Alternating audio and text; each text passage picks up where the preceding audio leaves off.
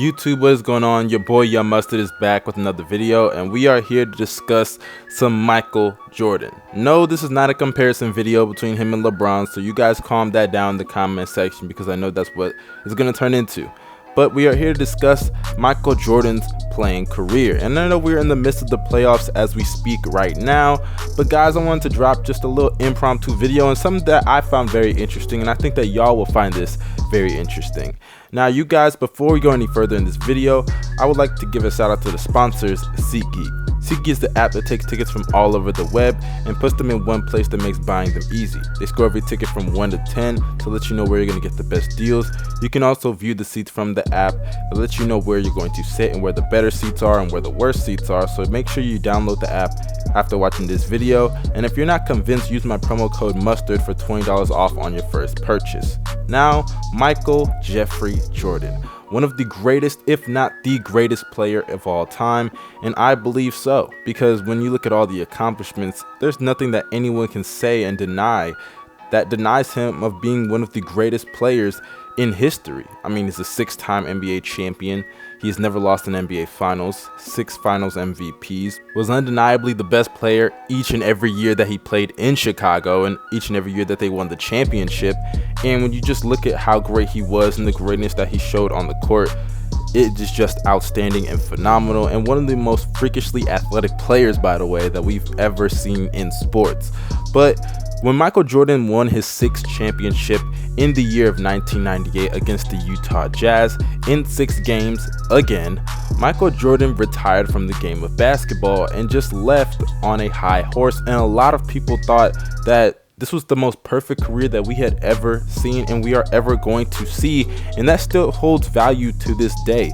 But Michael Jordan decided to come back a few years later and join the Washington Wizards and played there at the age of 40 years old. And people to this day still wonder why Michael Jordan even decided to do that. Well, guys, I am here with the video explaining why Michael Jordan decided to come out of retirement after all those years after winning his championship and going off on a high horse and coming back to play for the Washington Wizards.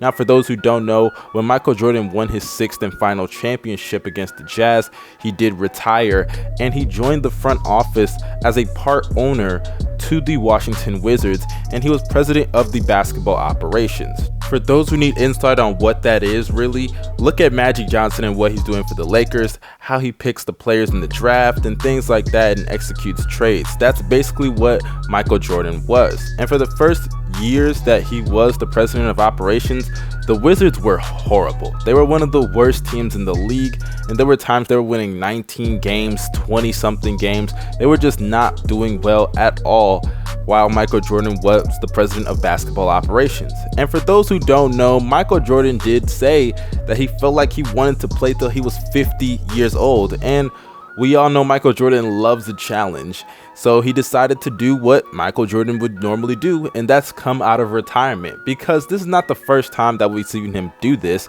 as he came out of retirement after he won his 3 straight championships the first time, and he came out of retirement this time. So this was the second time that Michael Jordan had come out of retirement, and in those 2 years that he played for the Washington Wizards, he averaged 21 points, 6 rebounds and 4 assists, just under 2 steals, while shooting 43% from the field and 80 to 81% from the free throw line. So it is clear that Michael Jordan, even at the age of 38, 39, and even 40 at times of the last year, he was still balling.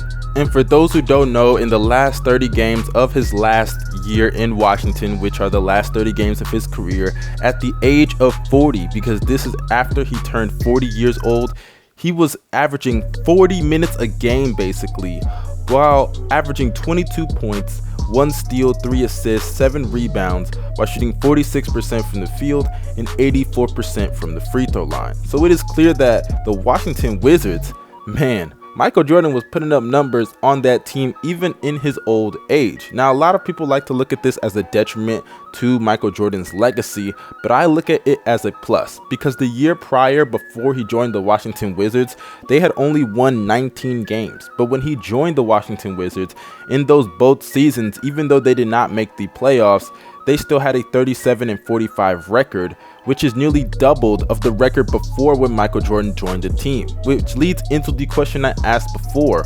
Why did he really join this team? Well, for one, he brought this team prominence. Having this team have Michael Jordan on this roster would definitely bring some notoriety to a team that's not in a huge market such as New York or Los Angeles. So that was number one. And number two, with notoriety comes familiar faces in free agency. So how many free agents would not want to play with Michael Jordan? So that was a huge boost for the Washington Wizards to get Michael Jordan to play with them and to just help some of the young players. Now obviously we saw how that turned out with Kwame Brown, but it is clear that Michael Jordan, he just joined that team for just that bag. He joined it for financial reasons to help him as president of basketball operations, and he just felt like it was a challenge for him, and it really kind of did help because a few years later they did end up winning 45 games when they got Gilbert Arenas and Antoine Jamison, two players that would make all-star games. Gilbert Arenas, we know how great he was for the Washington Wizards, even though they gave him such a horrible contract due to his injuries. But I digress. And if we're being honest, I don't even think that 23 in Washington should even exist. It looks ugly and it looks disgusting that they actually have Jordan and 23 on a Washington Wizards jersey, even though I'll wear it from time to time. I mean, it looks nice on me casually walking down the street, but it don't look nice on Michael Jordan playing basketball in the NBA. Now I hear some people, because this argument with LeBron and Jordan has gotten so out of hand, that some people are actually saying that we should look at the Wizards days when we're evaluating both of their careers. There you go. But let me ask you this, Eddie. There you go. So are we going to wash away Washington? The Wizards. That didn't happen. No, we're not gonna walk. What? Yeah, that happened, but that wasn't in the finals. That was at the end of his career. Whoa, and he averaged dub, and he still averaged dub at the end of his career. Looking as bad as he looked, he averaged 20 points. You know how hard that is to do in the NBA. And look, I think we should look at them if LeBron gets to that point in his career and we're evaluating the longevity standpoint. But guys, we can't legitimately use that as an excuse to knock him down below LeBron James. If your argument is, oh, look at what he did in Washington, LeBron didn't do stuff like that, are you serious? Well, that's a horrible argument, because the whole reason he even came back was just to make some more money as the president of basketball operations. Now, I will say this, when Michael Jordan retired, came back, played for the Wizards, and then retired again, he wanted to become president of basketball operations. But the people in the front office of the Washington Wizards said, you were kind of a detriment to the team.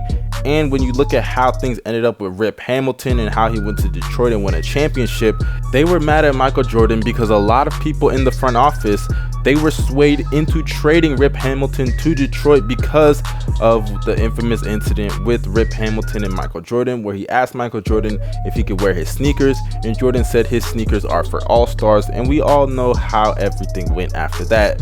So it is clear that the front office, if you traded a player because of a statement that Michael Jordan made to him, and we all know how Rip Hamilton's career was even going before Jordan got there, it's just stupid. I blame that on the front office more than Michael Jordan. It's not his fault. But the front office said what they said to him, and that caused him from not getting back as the president of operations for the Washington Wizards. So I will say Michael Jordan, when it comes to him working with young players, it really didn't work out. We saw how it worked out with Kwame, by the way, and I'm not going to rehash that. We all know the story. So this is your boy Mustard signing out. Let me know what y'all think about this situation. You know, this is just kind of an impromptu video I've been thinking about doing. So you guys drop a like if you liked it. Subscribe if you're new to the channel. Hit the bell next to my name to be notified after each and every video that I post. Follow me on Twitter and follow me on Twitch, and follow me on Instagram and add me on Snapchat. Those links for the social media sites will be down below in the description box. This is your boy Young Mustard signing out. Have a great day. Peace. I woke up Chris Breezy. Oh my God, I'm the man. I'm so fly and I can dance. There's tattoos on my neck. I just FaceTime Kanye. I told him I'm his biggest fan, yeah. Got all these hoes in my DM. Yeah, I do. Hold up. Holy shit, I got a kid.